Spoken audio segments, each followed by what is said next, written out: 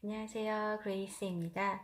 제가 첫 영상에서 파닉스 교육 과정의 기간과 그리고 그 파닉스 교육도 물론 중요하지만 이후에 반드시 리딩 플래티스 타임을 개별적으로 가져보시라고 조언을 해드렸는데요. 많은 주변에 영어를 이제 처음 시작하거나 또 좀 초등학교나 유치원 그 나이의 연령대의 아이들이 학원을 다니면서 이제 엄마들이 고민을 하는 모습들을 보면 아이의 영어 실력이 이렇게 빠르게 성장하는 모습을 내가 눈으로 확인하고 싶은데 그러지 못하는 경우가 많다. 아이의 영어 실력이 늘어가고 있는지 의문이다라는 말씀들을 많이 하세요. 제 생각에는 대부분 많은 엄마들이 아이를 영어 학원에 보내게 되면 기대하는 기대치라는 게 있게 되겠죠. 적어도 내 아이가 페이블이나 스토리북을 굉장히 자연스럽게 읽어나가는 모습을 본다면 아이 영어 실력이 늘어가고 있구나 라는 걸 확인할 텐데 그렇지 못하는 경우에는 사실은 좀 실망도 하게 되고 더 많이 오랜 기간 영어를 배워야 하기 때문에 영어를 좀 가르치는 게 어렵다라고 느끼실 수 있을 거예요. 그래서 반드시 그 개별적으로 아이들이 영어 문장을 그리고 지문을 자연스럽게 읽어 나가기 위해선 연습이 필요하고 그러기 위해선 개별적인 도움, 그러니까 엄마표로 아이에게 가르쳐보는 트레이닝을 해보는 그런 연습하는 기간을 꼭 가져보시라는 걸 제가 다시 한번 강조드리고요.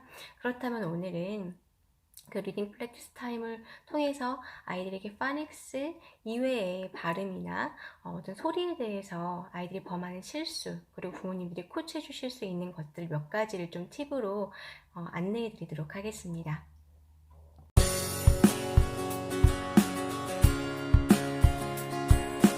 파닉스 이외에 리딩 타임을 통해서 오류를 범할 수 있는 그러한 소리, 발음에 대해서 좀 몇 가지 이야기를 나눠볼 건데요. 첫 번째는요.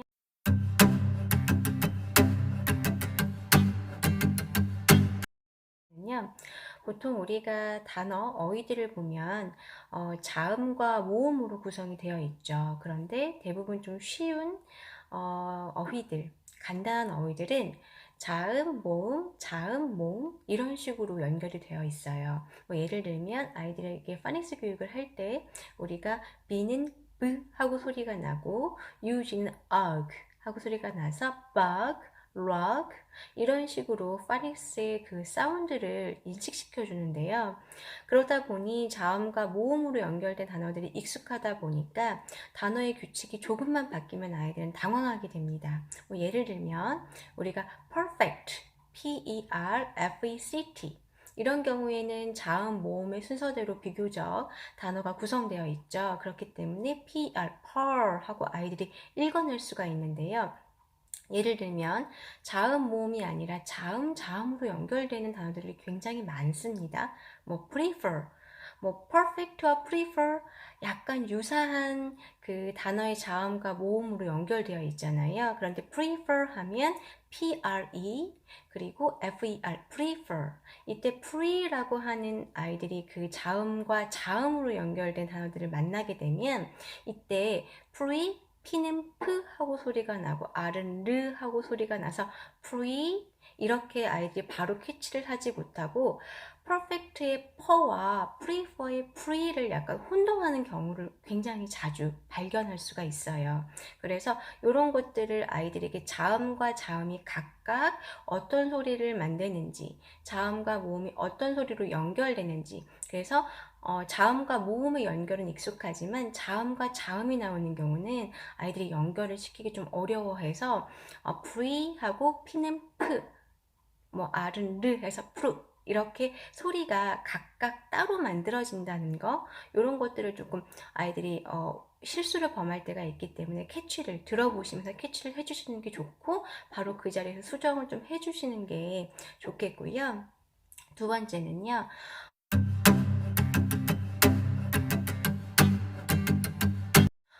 우리가 아이들 그 가장 파닉스를 떼고 나서도 어려워하는 게 리딩 타임에서 모음입니다. 아시겠지만 자음은 비교적 규칙적인 소리를 만들지만 모음은 규칙적인 소리를 만들지 않기 때문에 아이들이 그 소리에서 약간의 혼돈을 가져올 수 있어서 모음은 우리가 알고 있는 뭐 I나 O, U, A, E 이러한 모음들은 하나의 소리를 만들지 않는다는 것을 반드시 아이들에게 리딩 타임을 통해서 인식시켜 주실 필요가 있어요. 뭐 예를 들면 우리가 U라고 하는 모음을 배울 때 아이들이 그 파닉스 사운드 배울 때 단어 중에 umbrella, 우산이라고 하는 단어를 보통 듣게 되면 U는 하고 소리가 난다 라고 아이들은 규칙을 알게 되지만 항상 U가 하고 발음이 되진 않죠.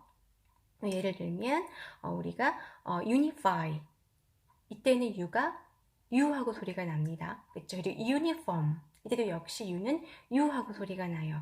그렇기 때문에 모음은 한 가지 소리가 아니라 여러 가지 소리를 만들 수 있다는 것을 아이들에게 인식시키기 위해서 반드시 개별적인 리딩 타임이 필요하다는 거죠. 많은 단어를 아이들이 만날 수 있는 기회를 주셔야 합니다.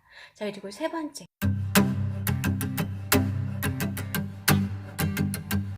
마지막은요, 우리가 파닉스의 어떤 그 소리 규칙을 그대로 담고 있는 단어보다 그렇지 않은 단어가 훨씬 많다는 거 아까도 말씀드렸잖아요. 예를 들면 station, S-T-A-T-I-O-N, station 이란 단어에서 우리가 T-I-O-N을 성인은 station 하고 읽을 수 있지만 아이들은 T를 파닉스 교육에서 T 하고 배워왔기 때문에 이 단어를 바로 station 하고 읽어내기 어렵습니다. 그래서 대부분 파닉스의 발음대로 읽는다면 station 이런 식으로 읽을 수 있겠죠. 그래서 이렇게 그 어떤 파닉스의 사운드의 규칙에 딱 맞지 않는 단어들, 소리들이 있다는 걸 아이들이 캐치할 수 있게 해주시는 게 중요하고요. 수정해 주시는 거, 체크해 주시는 거 필요하고요. 오히려 이렇게 단어의 어미와 그리고 그 접두사 전미사라고 하죠.